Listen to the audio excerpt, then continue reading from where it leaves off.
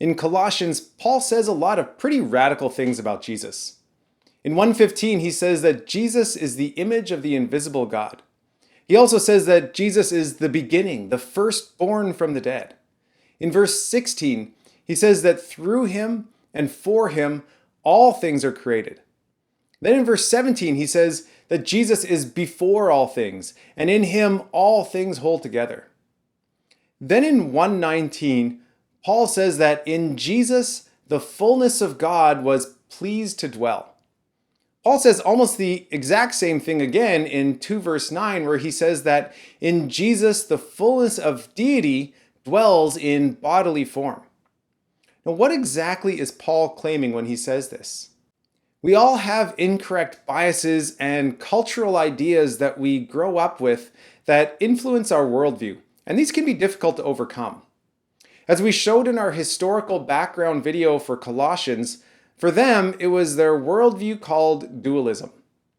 Before they became Christians, they believed that God himself did not have direct contact with the physical world. They saw the evil and suffering that plagued this physical world and concluded that God could not have created something so imperfect. Instead, they thought that he must have created a series of lesser spiritual beings who eventually were so far removed from him that they could create this physical world with all of its suffering and evil. After they became Christians, one of the things they continued to find challenging was to fully wrap their minds around the identity of Jesus Christ. To them, they still felt that God was somewhat distant from them and their world. They still felt compelled to try to level up their spirituality through certain works and rituals which would hopefully make them more acceptable to God. They saw Jesus as one of these lesser spiritual beings that they needed to appease in order to increase their spirituality, which would only help them to gain a better standing before God. So how does Paul address this? By pointing them back to the identity of who Jesus is. He's not just some spiritual being to guide them along the way. Instead, he says that in Jesus, the fullness of God was pleased to dwell. Jesus doesn't just have an ounce of God or even just a portion of God. Jesus is the fullness of God.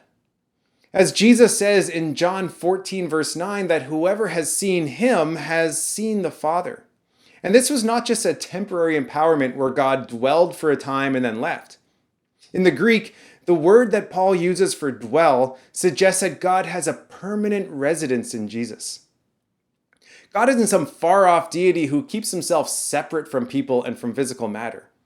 God is interactive and personal. So personal that he came to us in the physical person of Jesus. The fullness of God came to earth physically, and because of that, he says in 2 verse 10 that we now have also come to fullness in him. We don't have to strive to make ourselves more spiritual or more acceptable to God. If we continue to abide in him, Jesus has done all the work for us.